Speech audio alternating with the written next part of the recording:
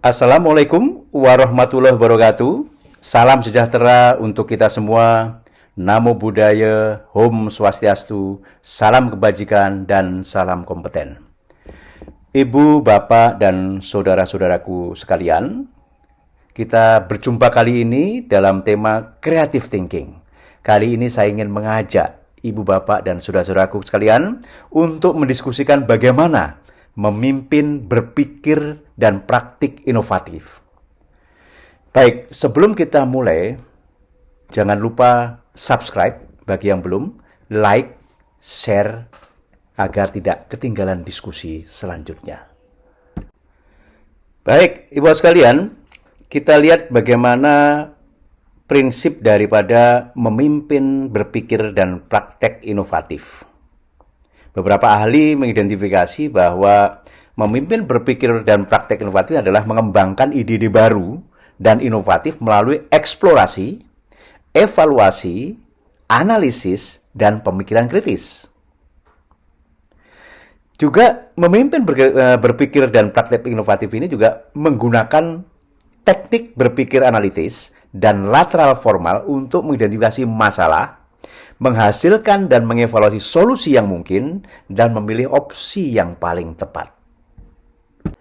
Kemudian, kerangka kerja atau langkah-langkah kerja di dalam memimpin, berpikir, dan praktik inovatif ini ada 4 komponen atau 4 langkah.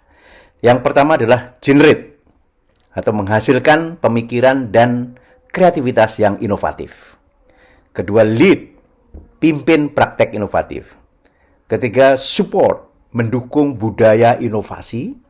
Dan sustain, mempertahankan pemikiran dan praktek inovatif. Ini adalah kerangka kerja bagaimana memimpin, berpikir, dan praktek inovatif. Baik, mari kita bahas langkah yang pertama. Yang pertama adalah menghasilkan pemikiran dan kreativitas yang inovatif. Nah, ada 5 tahap untuk melakukan ini. Yang pertama adalah mengidentifikasi dan menganalisis tren yang membentuk pemikiran dan praktek organisasi saat ini dan masa depan. Apakah tren itu adalah millennials, kemudian teknologis, globalisasi, mobility, dan juga new attitude. Ini yang harus kita analisis tren sekarang ini. Yang kedua, mengidentifikasi dan menggunakan teknik dan alat untuk menghasilkan ide dan memfasilitasi pemikiran. Apakah itu brainstorming, concept maps, creative thinking matrix, De Bono tools, kemudian foresight tools, Girton adaptation innovation inventory, mind mapping for example, nominal group technique, scenario analysis.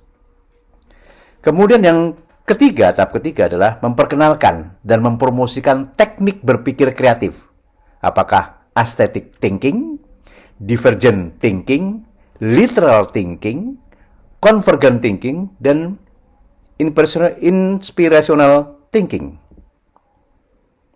Kemudian langkah keempat adalah meneliti dan menganalisis kondisi yang relevan untuk inovasi dan isu-isu yang berdampak pada pemikiran dan kreativitas inovatif.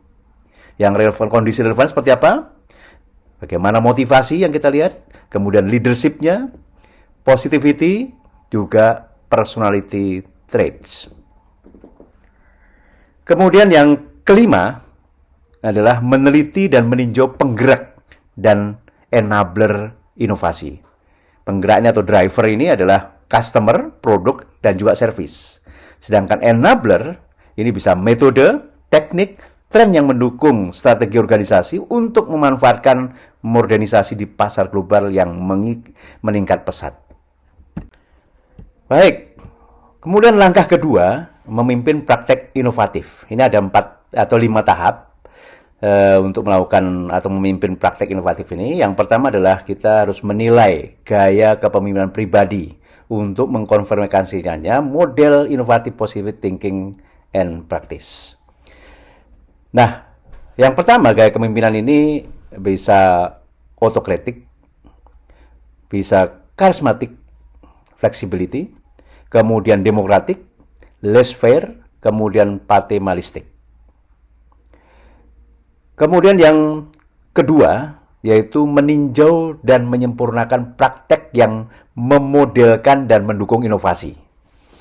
Nah, model ini bisa black box model, ini first generation, kemudian linear model, interaktif model, system model, evolution model, innovation milieu model. Sedangkan support ini bisa make space, compensate ideas and problem finding, kemudian get clear, be the solution, test to learn, ignore rules and titles, focus on customer, dan think to the future. Kemudian langkah ketiga yaitu menentukan dan menilai persyaratan untuk mempromosikan kegiatan inovatif yang berkelanjutan. Mulai dari itu dari atas, tahapan rasa arah yang jelas, kemudian komunikasi terbuka, kurangi birokrasi, tanamkan rasa kepemilikan, pastikan pengakuan dan penghargaan konsisten, toleransi terhadap risiko dan kegagalan, hilangkan proyek dan proses yang tidak berfungsi. Kemudian langkah atau tahap keempat, ini yang membangun dan menerapkan metode untuk mempromosikan transfer pengetahuan dengan pemangku kepentingan terkait. Bisa mentorship, pengalaman terpadu, simulasi, bayangan kerja, pekerjaan berpasangan, komunitas praktek, e-learning, dan pelatihan yang dipimpin instruktur. Itu langkah keempat atau tahap keempat. Tahap kelima adalah mengidentifikasi, mengevaluasi, dan mengelola risiko yang terkait dengan inovasi. Kita harus tahu juga risiko terkait inovasi ini. Untuk operasional, misalnya gagal memenuhi persyaratan kualitas, biaya, atau penjadwalan Anda. Yang kedua, komersial. Misalnya gagal menarik cukup banyak pelanggan. Ketiga adalah keunggulan. Misalnya berinvestasi dalam proyek inovasi yang gagal. Ini adalah tahap-tahap bagaimana memimpin praktek inovatif. Langkah ketiga adalah mendukung budaya inovasi. Ini ada 6 tahap. Yang pertama adalah mengidentifikasi, memperkenalkan, dan mempromosikan praktik, proses, produk, dan atau layanan inovatif sesuai dengan kebutuhan audiens dan organisasi. Kedua, menetapkan cara untuk menangkap, berkomunikasi, dan berbagi ide dan praktik inovatif.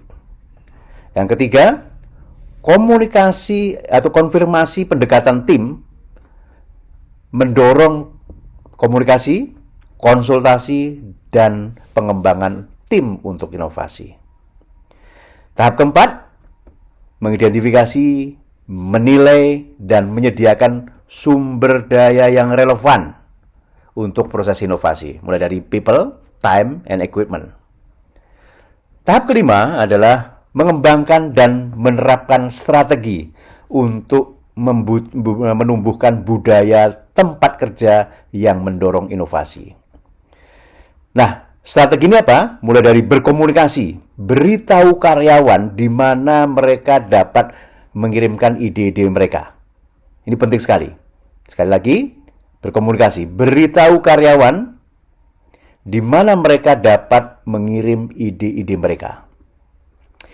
Kemudian, buat kotak pasir inovasi atau temukan apa arti inovasi bagi organisasi Anda. Kemudian terbuka terhadap ide baru dan bersedia untuk membangunnya. Berikan umpan balik yang konstruktif dan hadiahi pengambil resiko yang cerdas. Yang keenam adalah membangun sistem dan proses yang mendukung inovasi. Baik, langkah keempat yaitu mempertahankan pemikiran dan praktek inovatif. Ada 6 tahap untuk melakukan itu. Yang pertama adalah mengembangkan strategi, di mana inovasi merupakan bagian integral dari aktivitas organisasi. Di sini kita lihat semboyan dari Asaindo, Universitas Asaindo, Digital of Things. Ini menjadi salah satu strategi di dalam bahwa inovasi merupakan bagian integral dari aktivitas organisasi. Strategi ini apa saja? Perjelas prioritas dan tujuan. Nah, ini membutuhkan keselarasan. Jaga agar bisnis tidak berpuas diri, kemudian membantu bisnis mencapai kesuksesan jangka panjang. Tahap kedua adalah mengembangkan dan memantau proses yang mengkonfirmasi kesadaran berkelanjutan tentang kontribusi individu dan kolektif terhadap pemikiran dan praktek inovatif. Tahap ketiga, mengidentifikasi dan menganalisis potensi hambatan dan risiko terhadap inovasi dan merancang strategi untuk meresponnya. Nah, potensi hambatan dan risiko ini bisa kurangnya waktu, modal atau investasi terbatas, kemudian resistensi terhadap perubahan atau cara berpikir baru, kemudian terlalu fokus pada pekerjaan yang ada, kemudian keterlibatan karyawan yang rendah. Tahap keempat, menganalisis dan merefleksikan kinerja inovasi sebagai dasar untuk mengembangkan strategi perbaikan. Kinerja inovasi ini dapat mencakup penggunaan ide atau kreativitas untuk meningkatkan produk, proses, prosedur yang meningkatkan sinergitas, signifikansi, kegunaan, dan kinerja produk dan layanan. Yang kelima, mencari umpan balik dari pemangku kepentingan terkait. Dan yang keenam adalah membuat perubahan pada pemikiran dan praktek inovasi sesuai dengan umpan balik yang diterima. Alhamdulillah, kita sudah dapat membahas bagaimana memimpin, berpikir, dan praktek inovatif. Terima kasih atas partisipasinya. Salam Asaindo.